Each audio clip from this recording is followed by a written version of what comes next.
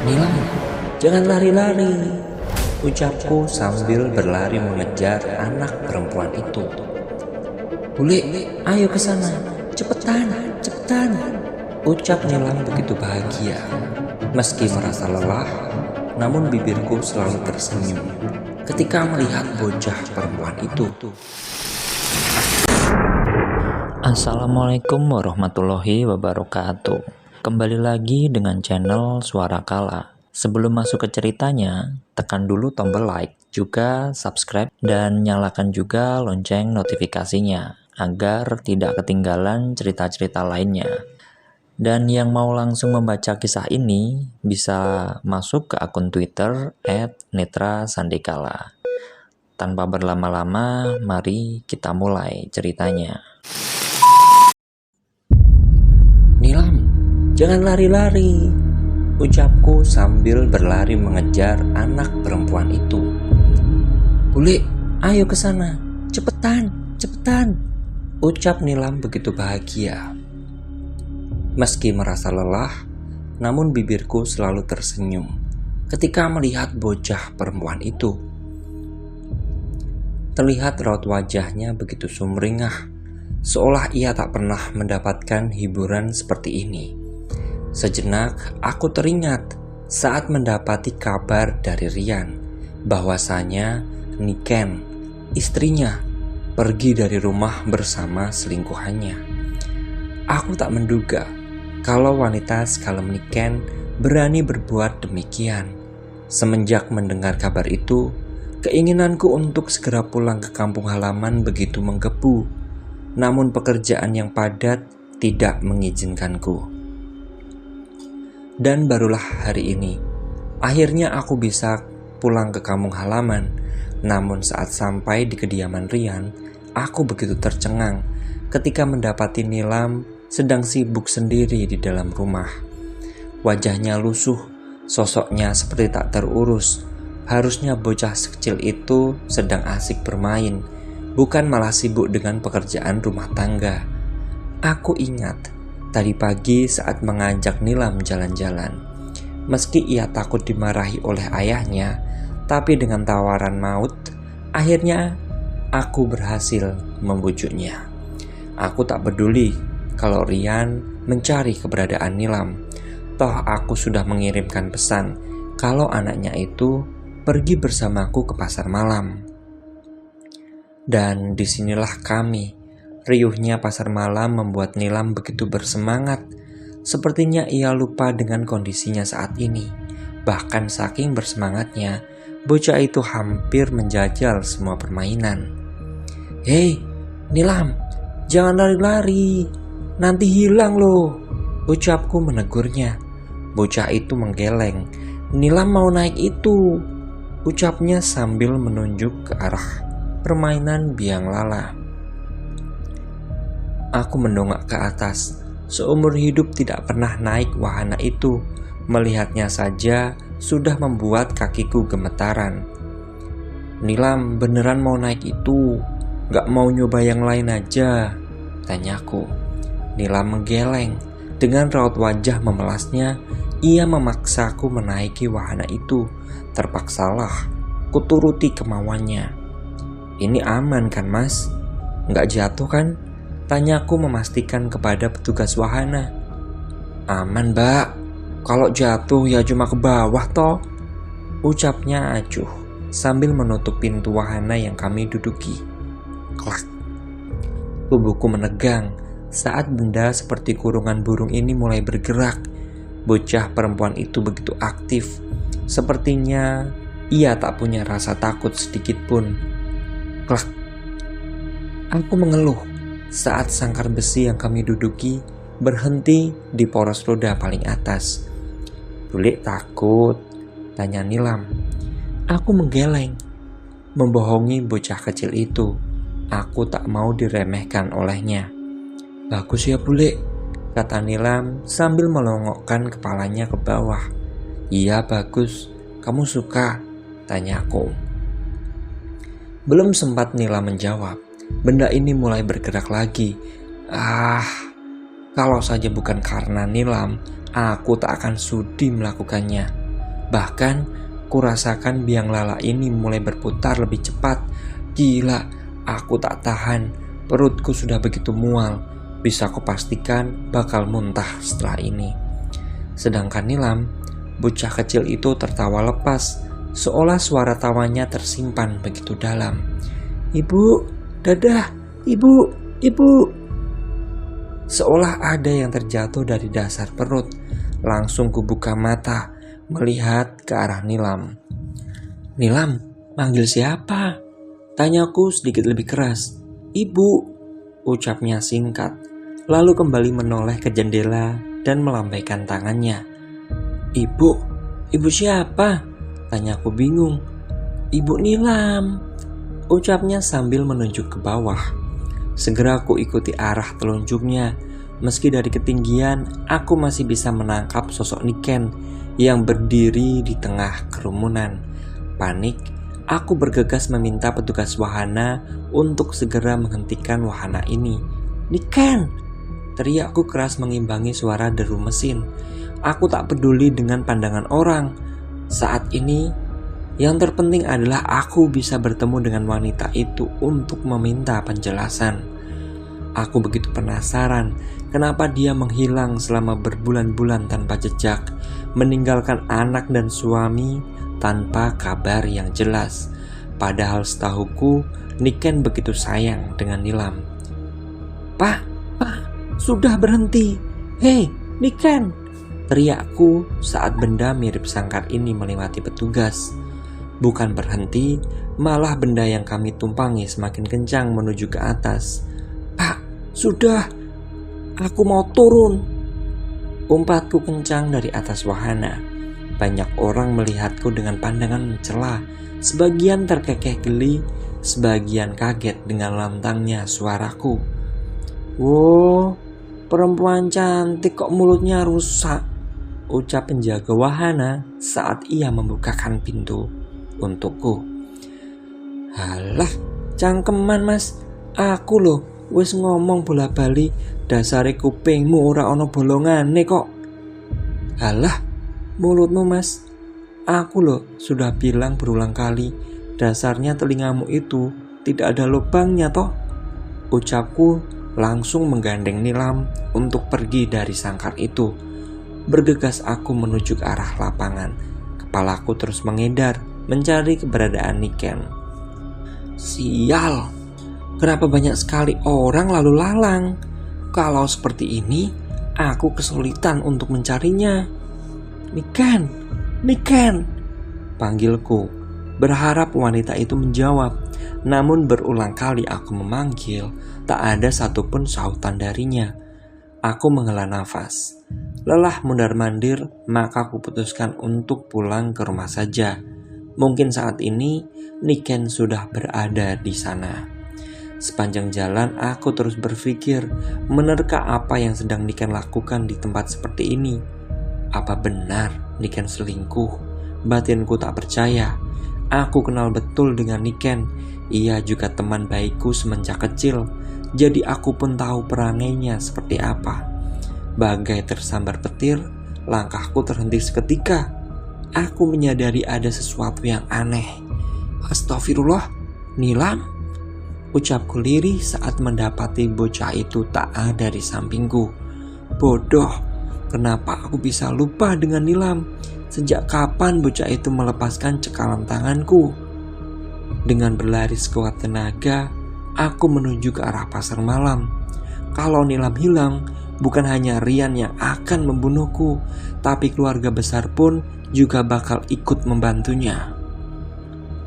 Aku terus mencari keberadaan Nilam, hingga tampak dari kejauhan, aku mengenali sosok tak asing sedang masuk ke salah satu wahana.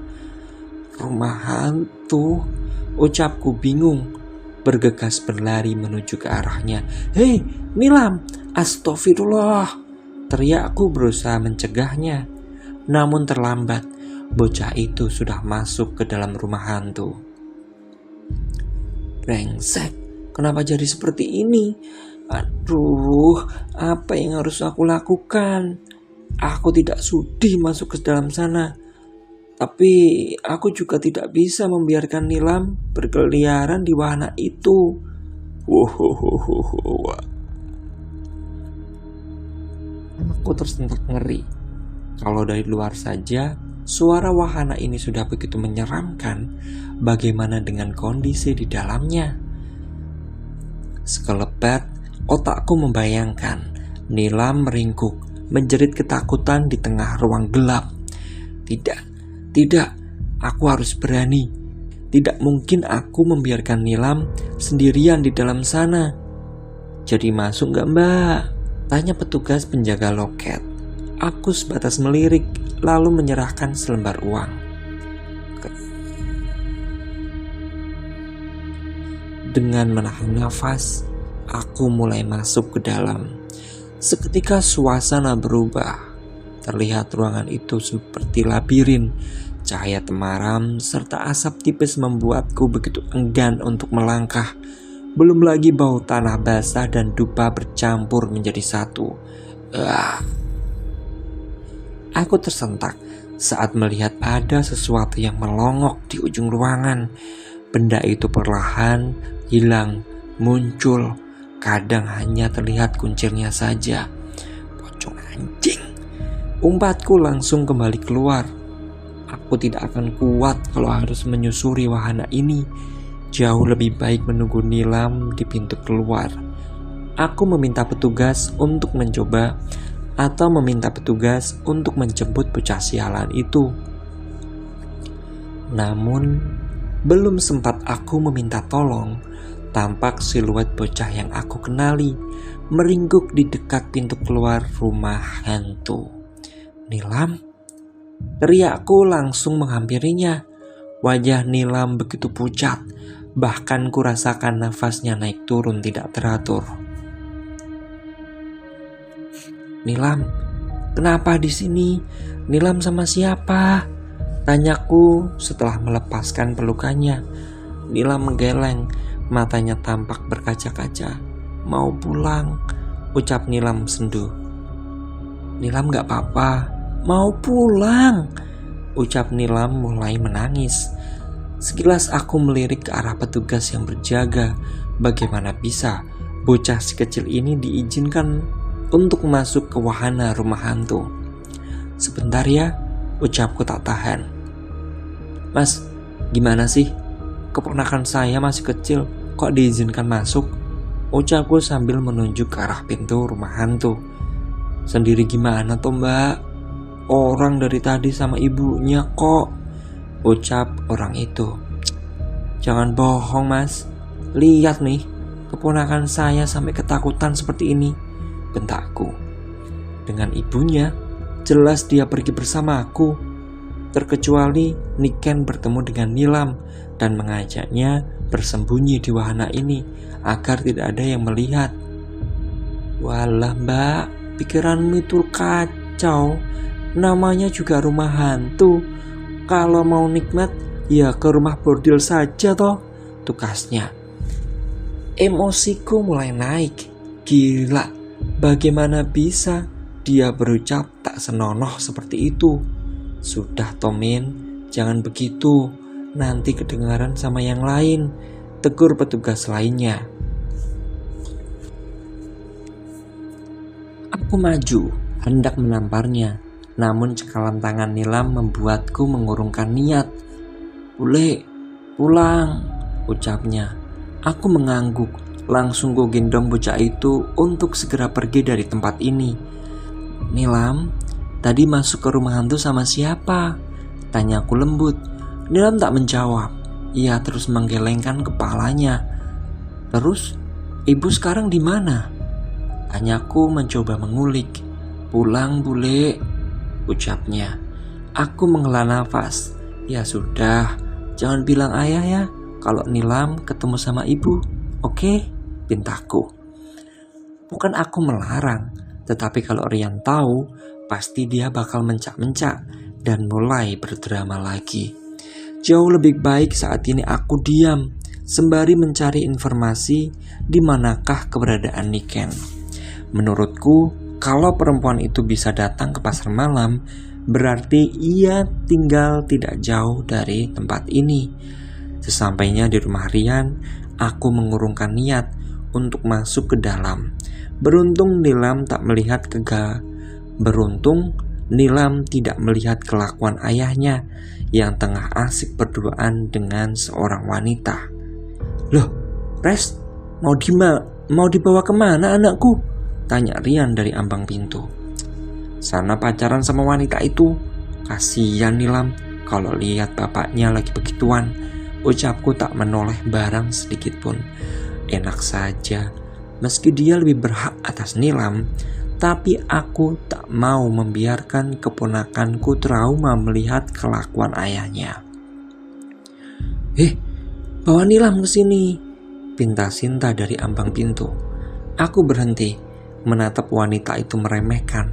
"Mau apa?" tanyaku datar sambil mengangkat sebelah alis. "Biarkan Nilam tidur di sini, toh ada aku dan Mas Rian," ucap Sinta. Aku tertawa.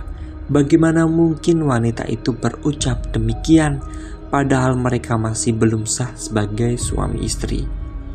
Aku ingat beberapa hari lalu saat Rian menceritakan bahwa dia akan menikah dengan wanita yang bernama Sinta. Dan setelah kulihat sosoknya, aku mendengus mengejek. Setidaknya Niken jauh lebih cantik dari bedak tabur di depanku ini. "Kasihan Nilam kalau lihat bapaknya zinah di depan matanya," cemoohku. Tampak Sinta mengepalkan tangan, seolah ia ingin melumatku hidup-hidup. Dan yang paling membuatku muak, dia merajuk kepada Rian. "Res, biar Nilam tidur di sini, biar dekat sama Sinta," ucap Rian. "Berisik banget sih. Kenapa sih kalau Nilam sama aku? Kan lebih baik daripada ada gangguan," tanyaku. "Ya bukan begitu. Aku juga kangen sama Nilam. Pulang kerja mau ajak dia main, tapi sudah dibawa ke pasar malam sama kamu. Lagi pula Nilam," ucap Rian yang terpotong saat Sinta menyikut lengannya. "Halah, sudah Mas. Husus, sana, awas minggir," ucapku langsung berbalik, membawa Nilam ke rumah orang tuaku. Rian pun terus mengikuti. "Ngapain sih? Sana lo pulang," bentakku jengkel. "Ya kenapa? Ada masalah apa kamu sama aku?" tanya Rian. "Masalah? Aku gak ada masalah sama kamu ya Mas. Aku cuma tidak pernah setuju kamu mau menikah lagi secepat ini. Bahkan Nilam saja masih sering menanyakan keberadaan Niken. Kamu itu cuma mikirin dirimu sendiri," ucapku lantang sambil menurunkan Nilam untuk segera masuk ke dalam rumah. "Loh, itu hakku. Kenapa kamu yang repot? Sini, biar Nilam sama aku," ucap Rian mulai naik pitam. "Dih, siapa juga yang mau repot? Mau kamu nikah sekarang pun aku pun tak peduli. Itu urusanmu. Urusanku cuma ngurus Nilam," ucapku dengan nada sengit. Biar saja dia sakit hati. Kalau tidak seperti ini, ia tak bakal paham. Aku mau menikahi Sinta juga buat Nilam, biar ada yang ngurusin dia, menjaganya, kata Rian. "Kamu sudah tanya Nilam belum? Dia setuju atau tidak? Pernah tanya? Pernah belum? Belum kan?" ucapku mencemooh. Gila, rasanya emosiku hampir meledak. Kenapa malam ini rasanya penuh dengan kejutan? "Sudahlah, pulang sana. Biar Nilam sama aku.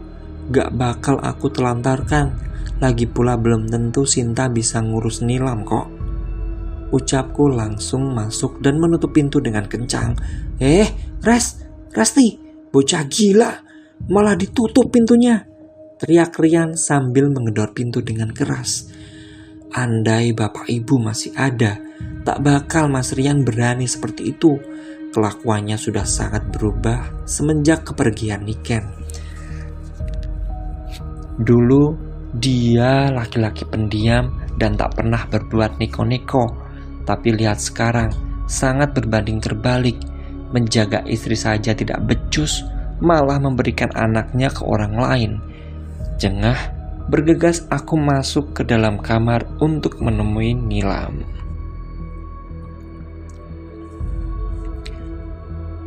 "Ayah marah?" tanya Nilam takut. "Enggak, mana berani ayah marah sama bule. Nilam sudah cuci kaki. Kalau sudah, langsung tidur ya," kataku sambil menyisir rambut Nilam. Bocah itu pun mengangguk. Lantas ia merebahkan tubuhnya ke kasur. Lama aku menatap ke arahnya, memikirkan semua yang sudah dilalui oleh bocah itu. "Niken, kemana sih kamu? Kamu enggak kangen sama Nilam?" ucapku tanpa sadar menitikkan air mata. "Ya," aku tersentak menatap ke arah pintu. Rasa sedihku berubah seketika menjadi marah ketika mendengar suara benda yang dilemparkan ke atap rumah. "Mau apa sih? Rian gila!" geramku sambil bergerak perlahan agar tak membangunkan Nilam. Saat aku membuka pintu depan, tak kutemukan sosok Rian. Celingukan ku cari keberadaannya. Aku yakin laki-laki itu sedang bersembunyi. Namun setelah beberapa saat, sepertinya dia sudah pergi entah kemana.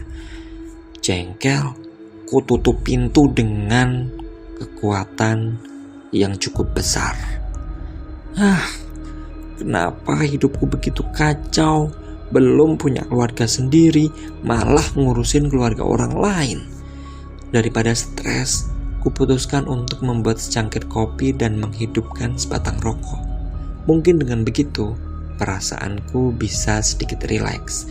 Namun, saat aku melewati kamar, sepintas ekor mataku menangkap sesuatu di luar jendela.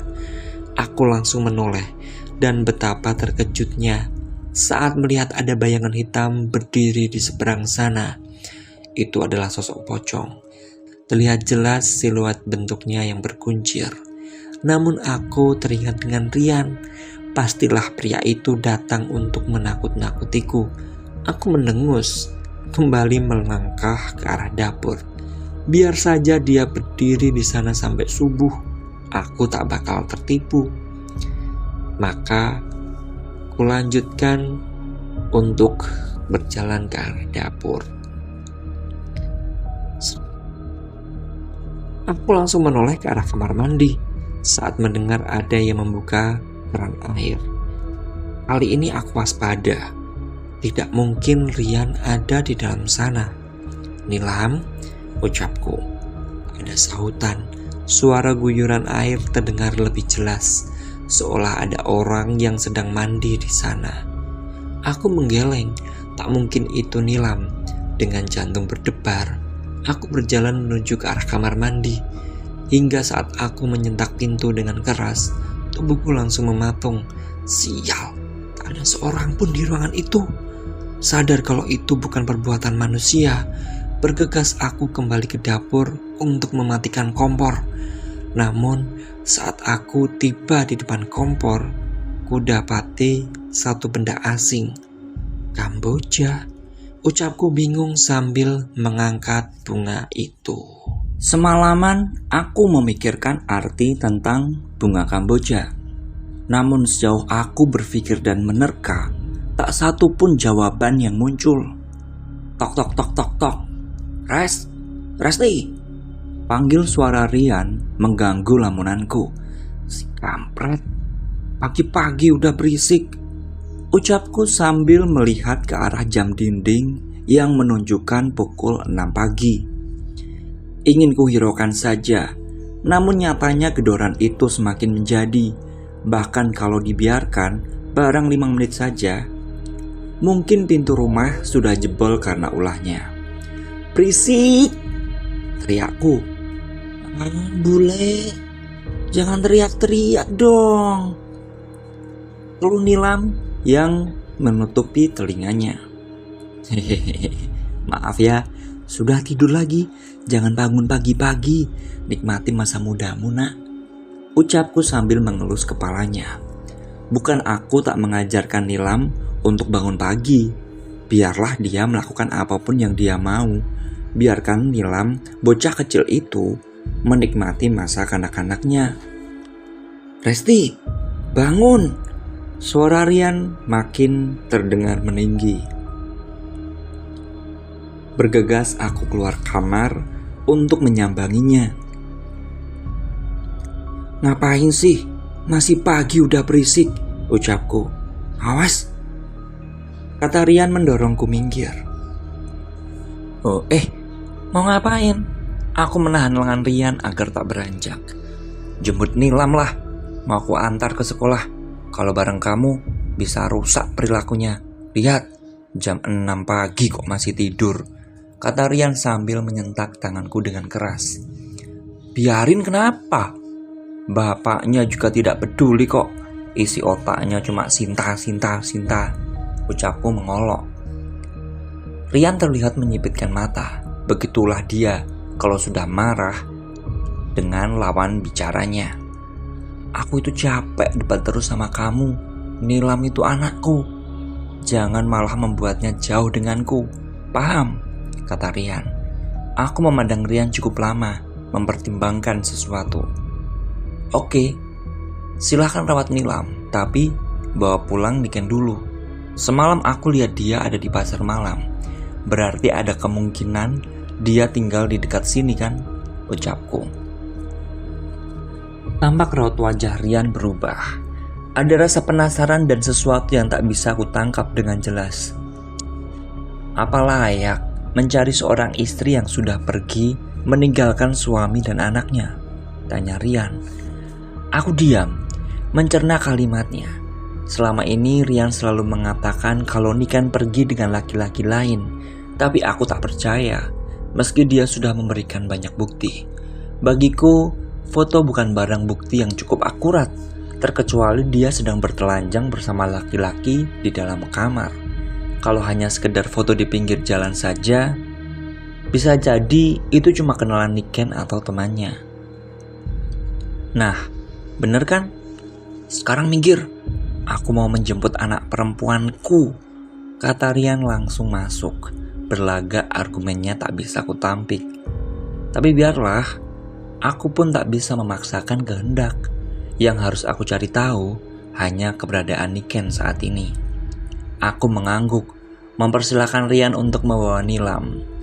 Namun yang terjadi justru Nilam sendiri yang enggan pergi dengan ayahnya. Nilam gak mau.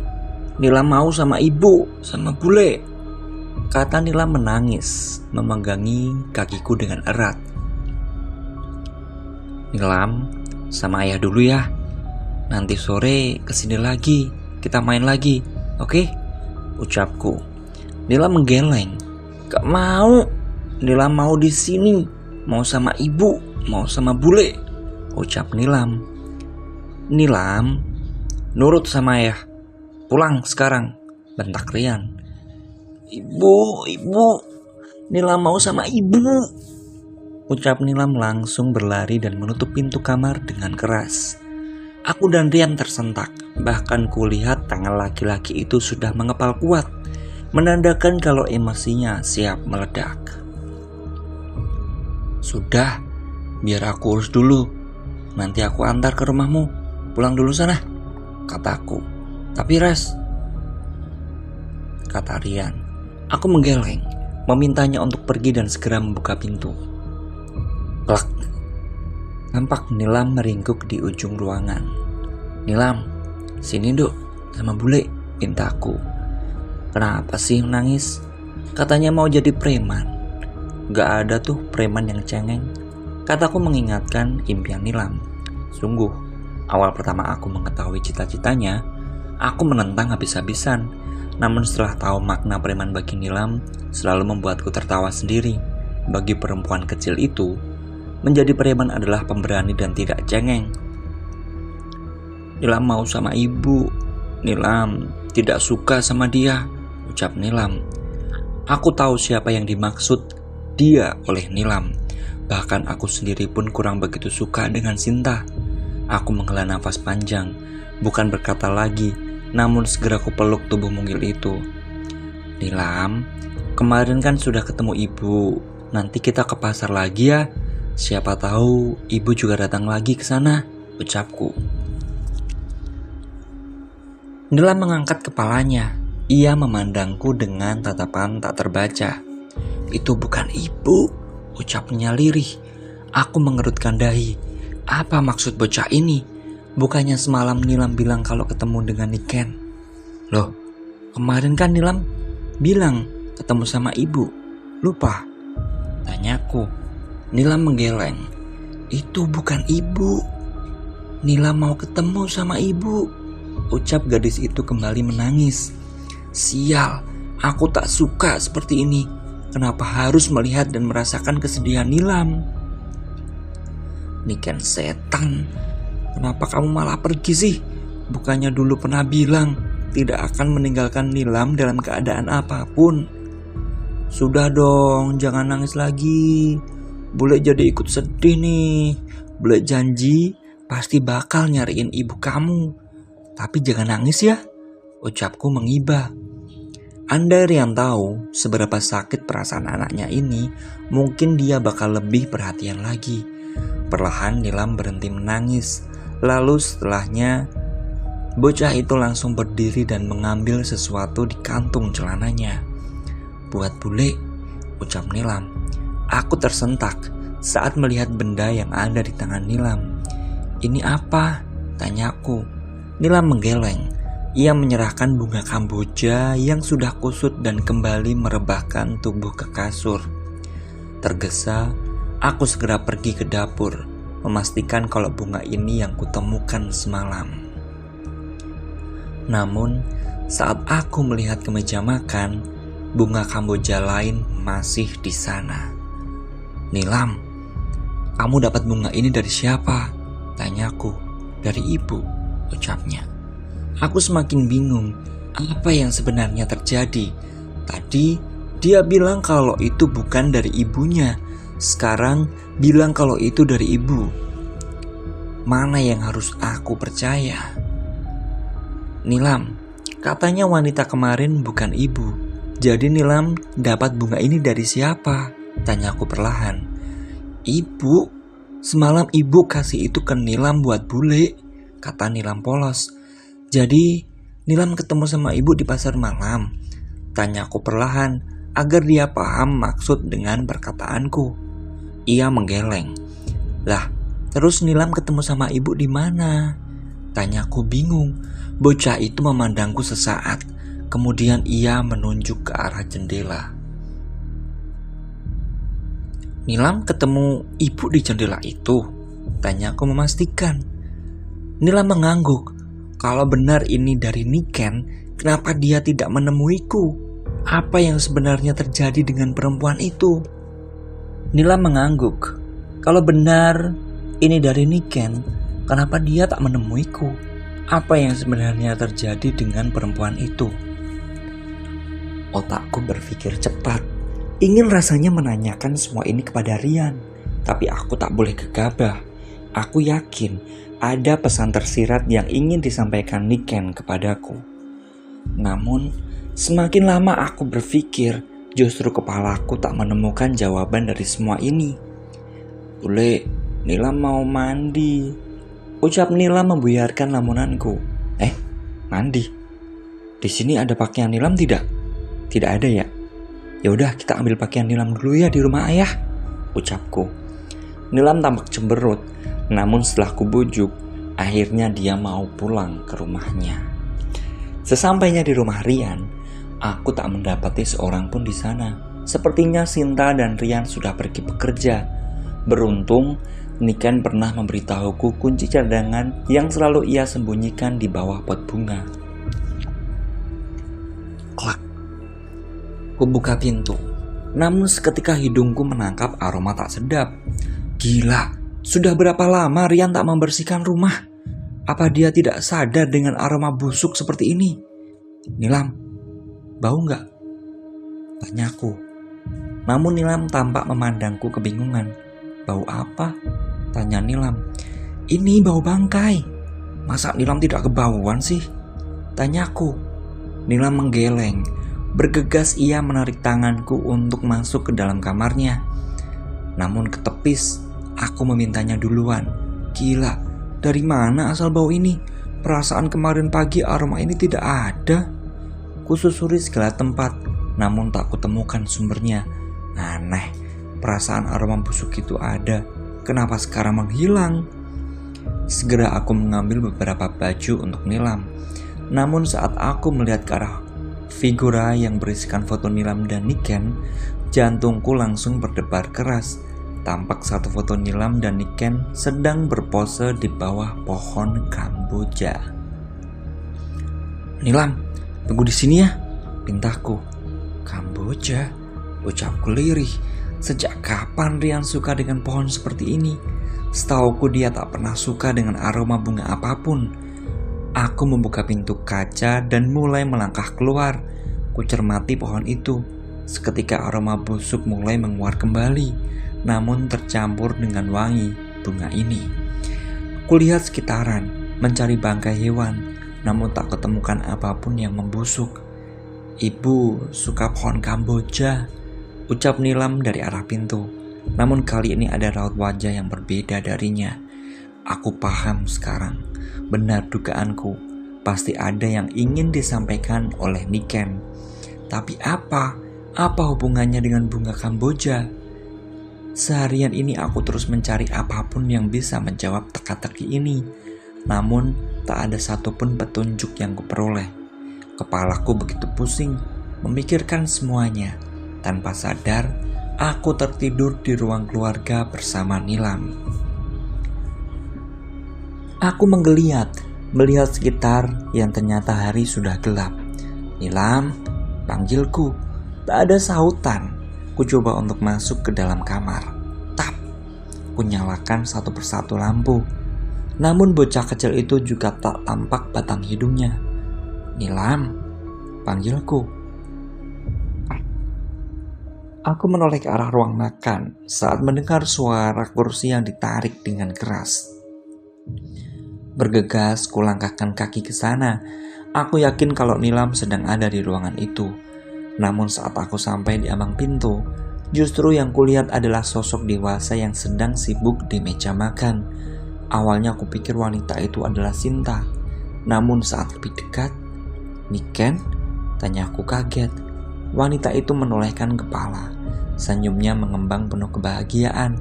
Aku bergegas maju, mengamati Niken lebih dekat. "Niken, dari mana saja kamu? Kenapa baru pulang?" tanyaku. Niken tak menjawab. Ia hanya menggeleng, lalu kembali menoleh ke depan.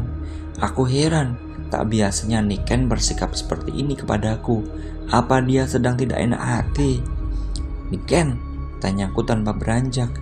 "Ya." "Kamu sudah makan, Res?" tanya Niken datar. "Belum," ucapku singkat. "Ya sudah, duduk dulu, temani aku ya sampai Mas Rian dan Nilam pulang," ucapnya tanpa menoleh. "Loh, mereka pergi?" tanyaku. Kulihat Niken menggerakkan kepala mengangguk. "Niken, kamu dari mana? Setahun lebih loh kamu menghilang. Emangnya gak kangen sama Nilam?" Pang! Aku terlonjak saat mendengar suara panci yang sengaja dibanting oleh Niken. "Kamu marah?" tanyaku. Ia tak menjawab, sekedar menggelengkan kepalanya pelan. "Res, boleh aku minta tolong?" tanya Niken, yang kali ini berpaling ke arahku singkat, lalu kembali menoleh ke depan. "Tolong apa?" tanyaku. "Bantuin potongin ini," ucapnya. Aku mengerang lega.